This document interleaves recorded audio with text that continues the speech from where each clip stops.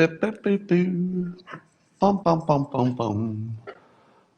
Bum, bum, bum. Bum, bum. Hey, everybody. Come on in here. We got stuff to talk about. There's news. There's news today. And you know what goes well with news? Coffee.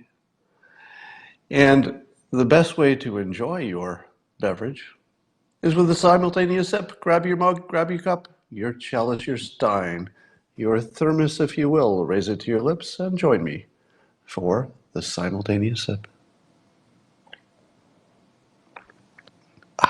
I see somebody asking me about Beto. Beto is going to be far more entertaining than I had hoped, because it turns out that he's sort of mockable by both sides. So you're going to see a lot of Democrats trying to take him down because he looks like an entitled white male. Well, at the same time, the Republicans will try to take him down just because he's a Democrat. I would say the person who has the smallest chance of winning the presidency is Beto O'Rourke. But boy, is he going to be entertaining. So I think people are going to give him the star child treatment, where everything he says looks new agey and, sort of non-serious.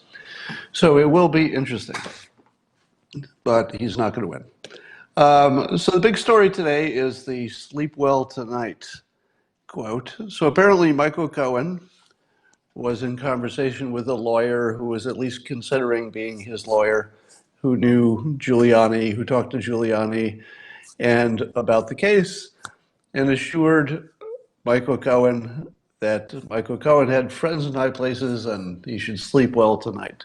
And people say, but wait, is he promising him some kind of a pardon? To which I say, doesn't matter. It doesn't matter. The guy who said it wasn't the president, wasn't Giuliani, didn't say he was talking for the president, didn't say he was talking for Giuliani. It was just something some guy said. Now, you could suspect that he talked to somebody who told him to talk like that, but that's not in evidence. You could suspect that your neighbor murdered somebody, but there's no evidence of it. So it's one of those non-story stories that even under the unlikely condition that it's being reported accurately, you're still just guessing that some kind of a crime happened. You would actually need real evidence. And a guy who doesn't work for the president talking to somebody else, trying to make you feel good, definitely does not meet any kind of standard for evidence that the president was in some kind of a crime. All right. Have you noticed that the only time the press believes the president, there are two conditions in which they believe that the president is telling them the God's honest truth. All the other times they believe he's lying or he has his facts wrong. But there are two conditions in which the left will absolutely insist President Trump is telling the truth as he believes it. Condition number one, when it's an obvious lie and you know why he's lying and he's doing it for the country. For example, when the president goes easy on Putin and says, well, he says he didn't do it, or he says about Kim Jong-un, well, he says he's going to denuclearize, or he says about MBS, Saudi Crown Prince, and he says, well, he says he wasn't involved. Now, unless you're 3 years old, you should understand that he's saying in the clearest possible terms, whether or not these things are true, and whether or not they're telling the truth, I prefer to frame it this way for advantage. In other words, it's a strategic advantage to treat these dictators nice and to act as though I'm taking them at their word, because that might be good for us. But what does the press do? They take what is an obvious political lie which is literally presented as a lie. In my opinion, the president presents it packaged as a lie. When he says, I take MBS at his word, or he says he didn't do it, you're not supposed to think he believes it. He's signaling as clearly as possible, okay, you don't have to believe this is true, but we're going to proceed under this understanding. And the press says that's the one time they're going to take him at his word. The one time he's obviously signaling, don't take me at my word. You know, don't take this literally. I'm just saying that he says he didn't do it. So that's one condition. The other condition that they take him at his word is when they made it up. When they make up what the president said, that's the other time that they believe it. They don't believe what he said. They believe what they made up that he said. For example, when he called countries shithole countries, they made up that he meant that the people there were bad people. He didn't say that. He was talking about their socioeconomic system. But they made up that he was calling these people shitholes, and then they decided that it was honest, his honest opinion, for the first time. Hey, he's being honest about the thing we totally made up. There was also the fine people hoax, where they reported that he said Nazis are fine people, which literally never happened. And yet, that's the one time they say that he meant it. The one time they just made it up. So the two situations that they act like he's telling the truth are when he's telling you he's not telling the truth, but just go with it because it's good for the country. They believe that when he says he's lying in the clearest possible terms. And they also believe it, in the Tim Apple situation. They believe that he called Tim Cook Tim Apple as if he couldn't remember his last name, when in fact he was just, he was just shortening it, Tim from Apple. He just, Tim Apple. So when they make it up, they believe he meant it. Yeah. So those are the only two cases that they believe him, is when they made it up or when he's telling you not to believe him. I'm having another topic here. How weird and simulation is it? I always talk about us living in a simulation. Coincidences are usually just coincidences. They don't mean anything, but there's a weird one happening right now. And I only point it out because coincidences are fun. All right, so don't read too much into this. Coincidences are fun. That's it. That's the end of the only meaning of what I'm going to say next. So the Green New Deal comes out, and the critics say, are you kidding me? You want to ground all the airplanes? How could you suggest that we get rid of air travel? It's crazy. It's crazy. Now, it probably is crazy, but that's not my point. What are the odds that we will go from that conversation directly to today's news? That the Boeing's MAX 8 are grounded. That's a lot of planes, I think. That's a lot of grounded planes. And secondly, this monster storm hits the country and grounded 3,100 flights today. So as we're having the conversation about how crazy it is to stop air travel stopped. What were the odds of that? What are the odds you're having that conversation at the same time the air travel stopped? I'm exaggerating. It didn't completely stop, but it's kind of a weird coincidence that those two things are happening at the same time. Let's talk about the Lisa Page quote. I know you want me to update you on this. The insurance policy text message. You heard me bragging yesterday that her testimony proves that it had been misinterpreted, that the insurance policy did not mean that they were trying to remove a president through illegitimate means, but rather, the way she explained it, was that just in case something came of the investigation into Russian collusion, you wouldn't want to stop it before, once he becomes president, it's even more important. It might become irrelevant if he doesn't become president, but you need that insurance policy just in case he might get elected and just in case there might be something to the Russia stuff. But it turns out that the president and Rand Paul and looks like maybe everyone else in the world disagrees with me, or at least everyone else on the right side of the world. So the way it's being reported, and maybe they actually believe this, I don't know, but it's being reported as though the insurance policy is now confirmed to mean that they wanted to get rid of Trump.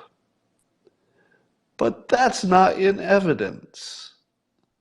What is in evidence is that she had a job, and that job was somehow involved with this investigation, or she was talking about it. It doesn't, either way, it's the same. And the insurance policy was that you better do your job well, and you better not drop the investigation, just in case he gets elected, and just in case there's something to the Russia collusion story. Now, how do you rule out the ordinary? What was she supposed to do if it was her job to investigate this thing and she genuinely didn't know if there was anything to it? It was her job to find out. How are you supposed to act? She should have acted exactly the way she acted, even if she was totally biased, and even if she wanted the president out of office. So the fact that she wanted him out of office does not automatically mean that she was going to do illegal or inappropriate things to make it happen. So that's the air gap here. There is no evidence that she wanted to do anything illegal, that she wanted to do anything outside of her job description, or that she wanted to manufacture facts that weren't there. So I believe there's nothing in evidence to suggest she intended to do anything illegal or inappropriate. Am I wrong? I didn't see any evidence in any of that. You would have to assume that she secretly meant that she would do inappropriate things to get rid of Trump because that was the main goal. But that's not in evidence. That is not in evidence. Now, the people saying, wrong, wrong, I'll give you one warning. But those of you who have been watching me for a while know that I block people for using the word wrong without a reason. You're always welcome to give me a reason. I welcome it.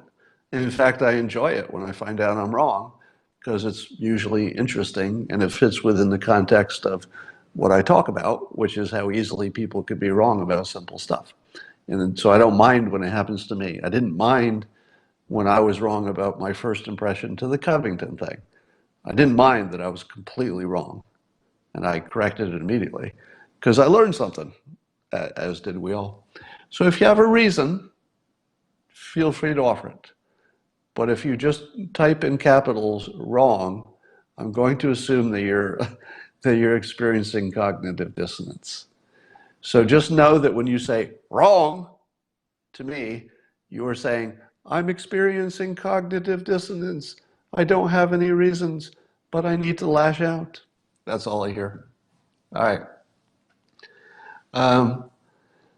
So let's put it this way. It's an open question whether or not we have a final answer on what insurance policy means. But we do have two versions. One completely ordinary.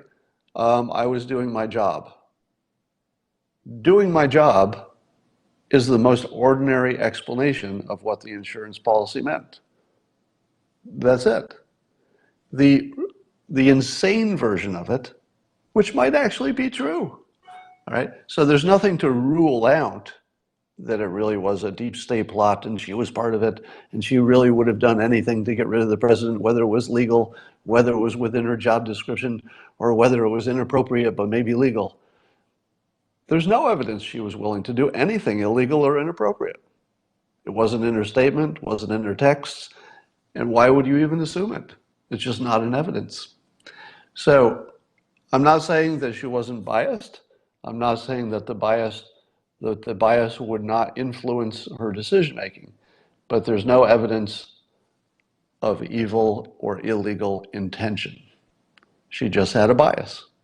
Like 100% of the people in every part of the government, people had very strong biases about this election. You couldn't find somebody on earth who had a government job, at least that kind of government job, and didn't have a bias. That person doesn't exist. All right. I am having a wonderful time watching the pro-collusion people, the people who have been pushing that for the last 2 years or whatever, watching them trying to step back. I'm watching them try to step back. All right, somebody's probably just joking by saying, "You're wrong, Scott," in capital letters, but I'm going to block them just because that was the rule. Now you know the rule. Okay. So I just watched a fascinating little clip. It was probably from CNN last night, in which Don Lemon is talking to Chris Cuomo, and they're talking about how the Mueller report might be a lot of nothing. And they both wanted to let the viewers know that they never personally said impeachment was a good idea. Now, that's probably true. So on a fact-checking level, I wouldn't be surprised if that's true, that neither of them said impeach, because that really wasn't their job to give that opinion. Or was it? Well, maybe it was sort of their job. They are opinion people. But watching them try to distance themselves from the story is frankly very entertaining. And so watch the clip about the two of them talking about it. It's quite hilarious. And it's even funnier because apparently they're friends in real life, Don Lemon and Chris Cuomo, and they do things.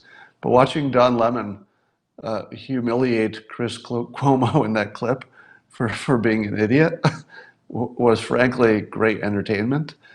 You have to put it in context that they're friends in real life, but he did totally humiliate him on that clip. I don't know what was in his mind when he was doing that, but it was funny. So Tucker Carl had an interesting piece that I just tweeted, in which he was talking about Chris Hayes had I guess the head of Media Matters on. And Media Matters is sort of the watchdog to make sure that there are no racists in the Republican Party. They're sort of a Soros-funded organization that just tracks down and tries to target Republicans for something that they may or may not have ever done or did a long time ago, just to take them out of the game. So Media Matters is sort of the worst people in the world, doing the worst thing in the world, making the world a worse place. And Tucker finds these quotes from the head guy who was on Chris Hayes' show. So the Media Matters head guy apparently said some really racist things in the past. So things have gotten really interesting. So it turns out there's almost nobody who can't be taken out if you can look at all their past comments. If you can dig into people's past, you can pretty much take out anybody. No, not David Brock. So I don't know if there's some difference between a founder of Media Matters versus whoever's in charge of it at the moment. There may be some difference there. So it wasn't David Brock. And typically, you would expect that Tucker Carlson would not have done that, except they dug into his 10-year-old quotes, which were made in the context of people on a show about inappropriate things, saying inappropriate things. So there was a pretty weak attack against Tucker, but it just opened up for a counterattack. And now I wonder, can you just take out anybody? If you can go back in time, and we can now, because everybody's got a record of their history, I think you could take out anybody. You could find something that would sound terrible taken out of context, or even in context, in this case. So there's a story which I will not make light of, in which Rosie O'Donnell has a new book out, which is probably pretty interesting. You know, I know you may have some negative feelings about Rosie O'Donnell, but I have to think that her new book is probably going to be an interesting read, just because her story is interesting and she's an interesting person. So even if you don't like anything about her or her opinions, it's probably an interesting book. So I say that as an author. But she's making the claim that's in the book, and she's talking about it now, that her father had molested her for years. Now, that's probably true. I would imagine, why would you lie about that? We live in a world where you can't believe anything anymore, but I believe that. And it made me wonder this. Trump represents, in sort of a, what's the best word? In a sort of a collective way we view the world, archetype, maybe that's it. Trump feels like your father who's tough but fair, right? So yeah, and for a long time people have been calling Trump daddy, right? So that was a thing during the election. I think Milo Yiannopoulos probably started that, or at least he said it a lot, in which people literally refer to him as a father figure. And it makes me wonder, and this is not a claim, just so when you take this out of context, if whoever is watching who's going to take this out of context, let me say clearly, this is not a claim, it's a hypothesis. In other words, it's something I think would be worth studying. And what is worth studying is, do people who have a bad experience with their own father have a bad feeling about President Trump? Wouldn't you imagine that you could find that correlation? Now, not any kind of one-to-one correlation, of course, but don't you imagine that, given that people on both sides, sort of in this subconscious and maybe even conscious way, they see him as a father figure, but they also have feelings about their own father? I imagine if you did some kind of a controlled study, you would find that people who had good feelings about their father, and maybe Trump, mirrors some of those qualities, which is he's not a perfect person by any means, but he's tough, he loves you, and he's fair, or he tries to be. So I would not be surprised if a scientific study could be done in which you would find that it either biases people one way or the other, toward him or against him, based on their father experience. And by the way, this would be a completely normal hypothesis. There's nothing weird about this. This would be a pretty reasonable thing to hypothesize, because people are influenced by things that look alike, feel alike, seem like, remind you of. That's well established, that people conflate things, and then the goodness or badness of one thing, spills over to the other thing. That's it's really what's behind endorsements and advertising. It's the most well-established concept you could have about people. So it'd be worth seeing. And I also wonder if especially the women who have been victimized by their own fathers, I wonder if they're the ones who are most likely to go hard at Trump. In other words, the ones who are willing to really just put themselves out there and to say that he's a monster who must be stopped. So that's a study I would love to see. All right, now let me give you an update on how many of you have followed my back and forth with actor, filmmaker Nick Searcy, who is a noted conservative type who has a big presence on Twitter, etc. And we're discussing the factual claim and not the political opinion. All right. So what you're going to hear now is not my opinion, and not a suggestion of my opinion, and not a hint of what my opinion is. All right, so it's nothing that here is about my opinion. It was a discussion of fact, because Alyssa Milano asked a perfectly reasonable question, and just because I disagree with her on 99% of her opinions, that does not in any way make it inappropriate to ask a fact question. And so she asked a fact question. Is there anybody out there who believes, literally believes, that Democrats are in favor of killing a baby after it's been born that's viable and could be revived? So it's just a fact question. Does such a person exist? Because there's a belief that such a person exists, but there's no evidence of it.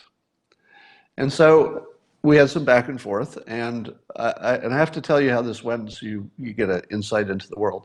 So I said, well, I amplified it on Twitter, and I said, I also have the same question, because I've never met such a person. I've never seen that put forth. I'll talk about Peter Sanger in a minute.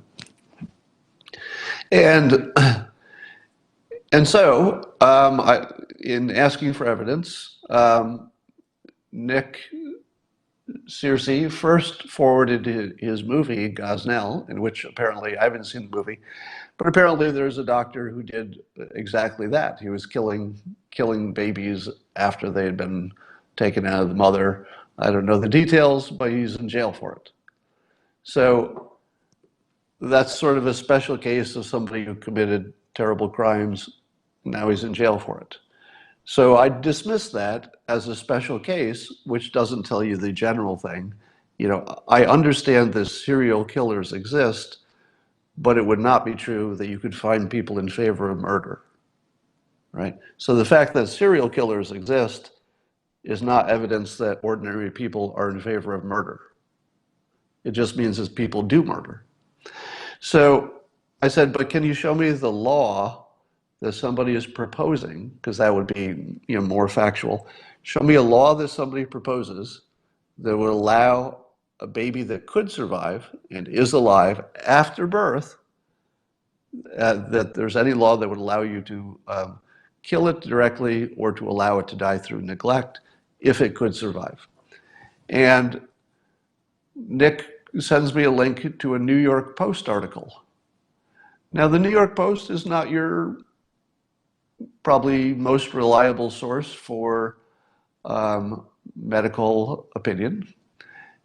So I read the article, and it says very clearly that there are some laws considered that would make it legal to kill a baby born alive. So the New York Post had an article which it says directly exactly what Nick Searcy says, that the law would allow you to kill a baby after it was born that could have otherwise survived. So I say to myself, well, let's look where he's linking to, because if he's making such a claim, obviously there's a link to the law, or at least the text of the law, so you can see it for yourself. But the article didn't have that. It was literally just an opinion person talking without any reference to the facts which that is based on. So I said, okay, well, let's see the law. It's a claim of fact.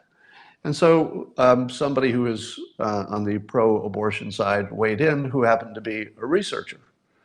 So a researcher who actually could find things and was helping out in the conversation says, all right, here's a copy of the actual law for New York. And you read the actual law, and there's nothing like that in there. The actual law, and the person who, the chief of staff who was putting it through for whichever politician, was talking about it and clarified that if a baby is born and it still has a heartbeat, it's illegal to kill it. It's murder. Because once you're born, you have all the rights of a born person. So the law, which was the subject of the New York Post article, was opposite of what the author said it was. And you can tell that just by looking at it. It's quite obvious. And then you talk to the politician who was pushing the law, And that politician says in the clearest possible sense, no, there's no condition in which you can kill a live baby. That's just murder. Everybody agrees. So we had this interesting, and then the other evidence that was offered was the Northam video, in which he says in direct language that there could be a case where you could let a baby die after the abortion. Of course, the context is left out. The context is that the baby was going to die no matter what, that it's a hospice decision. And it's a question of whether you keep it comfortable or you try anyway, even though it's obvious it cannot survive. And obvious means, well, maybe you're wrong, but it's still obvious that it would be a bad idea. So that would be the decision. And likewise, there's some politician named Tran who also was anti-context, et cetera. So the evidence that Nick Searcy offers is a New York Post article that talks about a law, the opposite of the actual law. Because you can look at the law and you can look at the article, you can see that what he says about it has no correlation. The other evidence were two pieces of video which are completely out of context. And so when these were pointed out to Nick Searcy, what do you think his answer was? Did he say, well, let me give you a better source? Did he say, I have interpreted those two situations wrong? What he said was, you have to read between the lines. And I thought, read between the lines? And other people said, you have to know how these people think, meaning the Democrats. And other people said, you have to understand that they wouldn't say it directly. It's just their weasel way to get into baby killing through the side door. And so it became clear. Somebody says, show us the law, Scott. I've tweeted that a few times. I've tweeted connections to it. So it turns out that Nick Searcy's entire opinion on this topic appears to be based on a hoax. And the hoax is supported by two videos and a context, one of Northam, one of Tran, and then a New York Post article that is the opposite of reality. In other words, somebody says something, but then you check the reality and it's obviously the opposite. So now most of you are trying to change the conversation as I'm seeing here. And so people are saying, well, wait a minute, what about, abortion? Isn't that killing a baby? And I'm not talking about that. That's a perfectly good line of conversation, but that's not what we're talking about. I'm only fact-checking Alyssa Milano's claim that there's anybody in the world or any law that allows you, that anybody thinks it's a good idea to kill a baby that could otherwise survive. It's just a hoax. It doesn't exist. All right, so I've also watched some people questioning me on my comments about transgender athletes.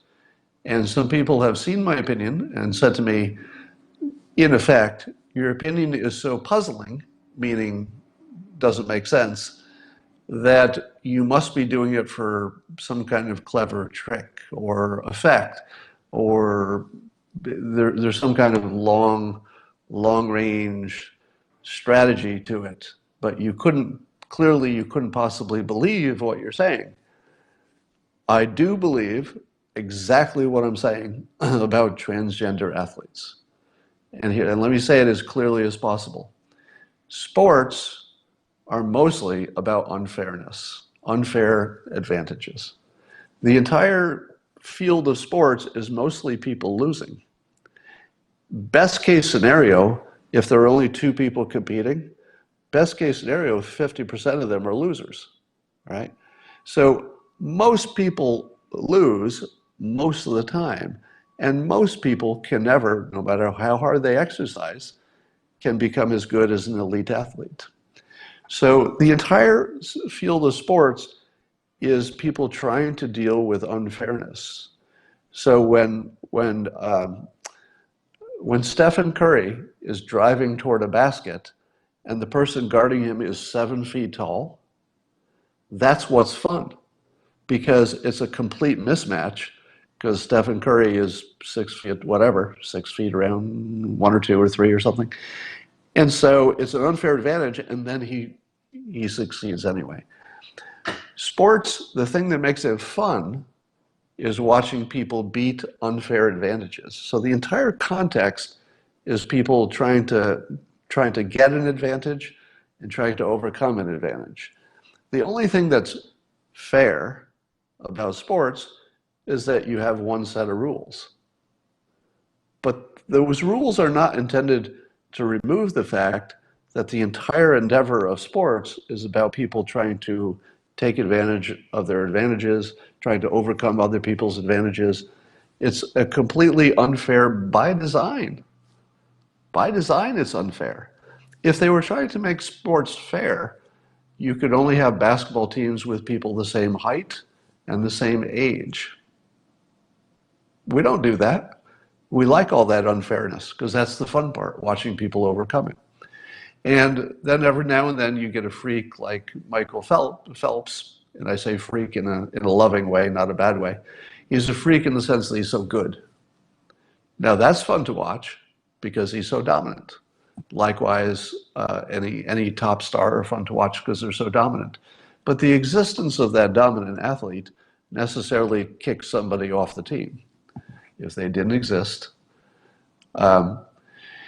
Anyway, so let me put this in context. My comments about transgender are trying to illustrate that there's an illusion that people are operating under. And what I talk about with all of the topics in the news is the illusion. So I'm being consistent, and it doesn't matter which side of the political spectrum you're on. If I see something that looks like an illusion and that people are acting on the illusion, I call it out.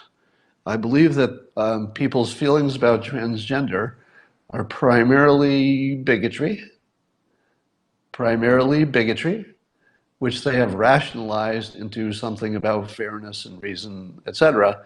But that since sports is not fair by design, those comments about fairness are really just rationalizations.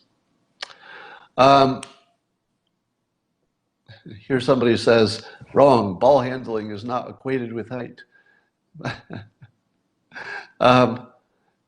That's the sort of rationalization that I've been watching.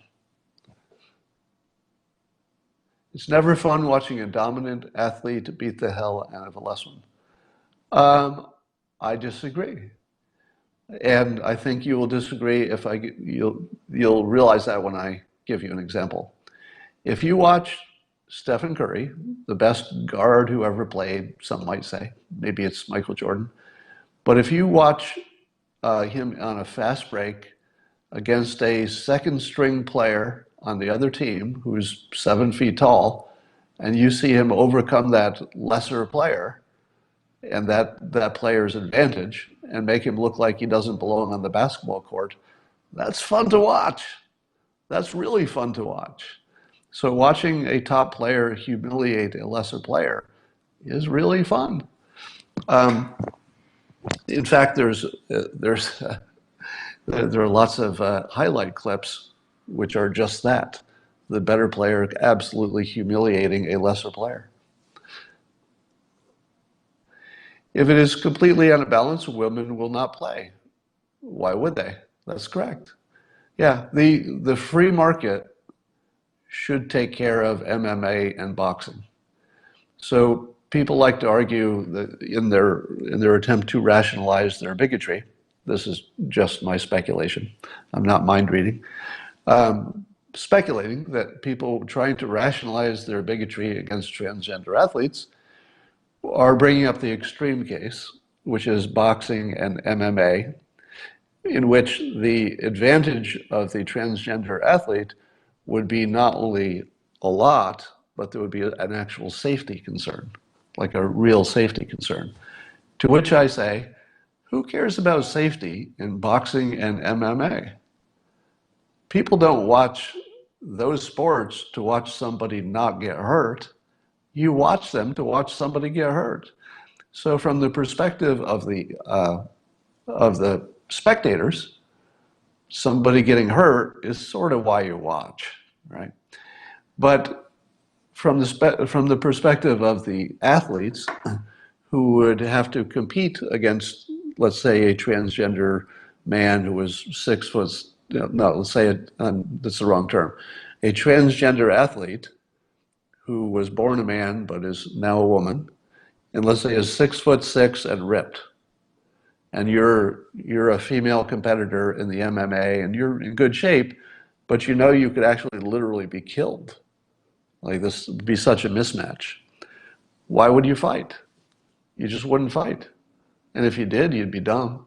So if you had somebody in that situation, a transgender athlete who clearly should not be in the same cage with a female athlete, a biologically born female athlete, both of them are women, so the rules would say it's okay. But in the real sense, that person would just forfeit or not accept the match. And if they did accept, they would know that they would get killed. And if they want to do that for a payday, it's a free world. Apparently that's legal and they can do it.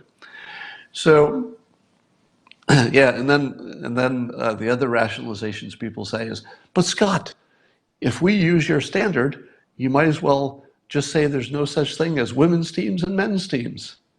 To which I say, nobody's arguing for that. That's an interesting question, but in the real world, there's literally nobody who says we should have only one team and not men or women teams. Since nobody wants it, let's just not talk about it. And then people say, but why, wouldn't your thinking allow people to use illegal chemistry, to get an advantage? And to which I say, that's the current situation. The current situation is people use all kinds of steroids and stuff to get advantages in sports. Everything from high school to professional sports. It's the current situation. It's just not legal.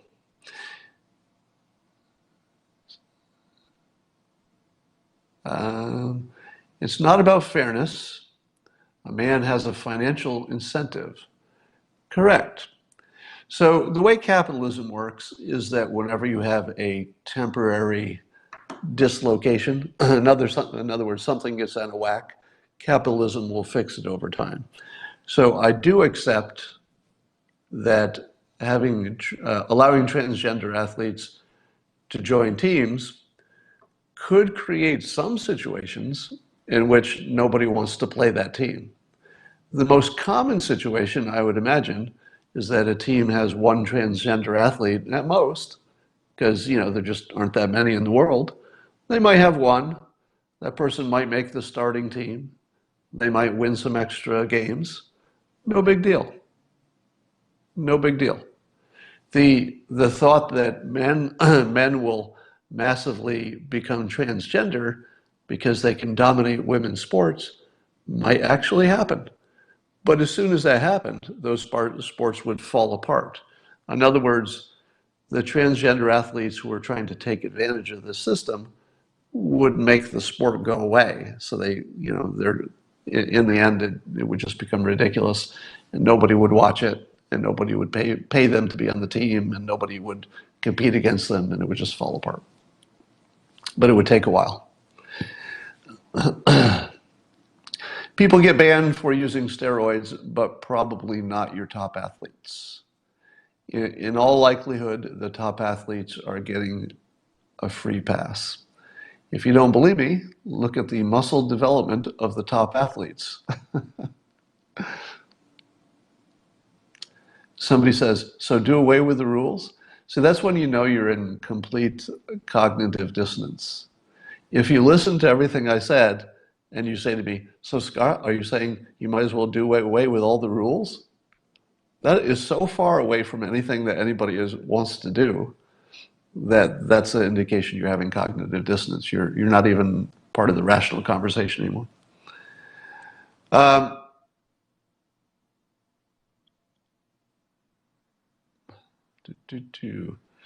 Then some of you trying to go science on me and saying, there's no such thing as a transgender. To which I say, legally there is.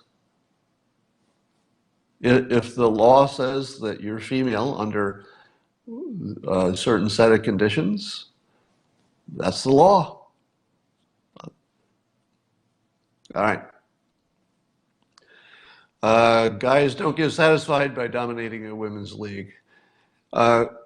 Most guys don't. I would say it's a problem that is possible. You know, you would massively have male athletes turning into becoming transgender when they wouldn't have otherwise, just to win at sports. It's possible. I don't think it's a big problem. But gender is a rule, and you're suggesting doing away with it. All right, so somebody said this, gender is a rule, and I'm suggesting doing away with it. No, I'm suggesting playing by the rules. The rule is that if you're transgender, you're a woman, and therefore you can play on the women's team. I'm saying follow the rules. So if you're saying, why don't you get rid of all the rules? That's the opposite of what I'm saying. I'm saying follow the rules. Average male golfers, yes, it's true that if somebody wanted to pretend to be transgender to win money, they could do that in a temporary situation until it ruined the sport. So you're absolutely right that one of the risks is that there might be some man somewhere who wants to pretend he's transgender to try to win a sporting event. That will definitely happen. It will definitely happen. It's not the biggest problem in the world. So let me be clear. I'm not saying that allowing transgender athletes to compete on women's teams, I'm not saying that that's without problems. I'm not saying it wouldn't cause people to be unhappy. I'm not saying there wouldn't be, any other type of problem. There definitely would cause problems. It would cause people to be unhappy. It would cause some people to not watch. It might have a financial effect. It would cause some people who could have made the team to not make the team. It has all kinds of problems of that nature. You know what else had all those problems? Integrating the military. So you want to check your thinking and say, just because there are these problems which you can identify, is that the reason that bigotry is okay? There are reasons for every kind of bigotry. We just, as a society, collectively agree that they're not good enough. Let me give you a reason for racism, all right? Here's a reason. I don't want to, let's not make it about me. Let's say somebody says they don't want to hire a black employee to have a public-facing image because they believe that their customers are racist. Right? Wouldn't that be a perfectly legitimate business reason to be a racist? Because you're saying, well, I'm just doing this for business. My customers are racist, not me. So if I have a black employee, I'll lose my customers. That's a perfectly good reason, isn't it? And it's one that we collectively as a society have chosen to accept because bigotry is a bigger problem. So bigotry is this big. The problems you mention are this big, but they're not zero. Nobody is arguing that you wouldn't have abuse with transgenders, somebody gaming the system. Nobody is saying that somebody doesn't lose their spot on the team. Nobody is saying that all the women will love it on day one. Nobody is saying that the viewership would be the same. Nobody's saying the economics would be the same. Nobody's saying that it would be trouble-free. The only argument is bigotry is a bigger problem. All right. That's all for now, and I will talk to you tomorrow.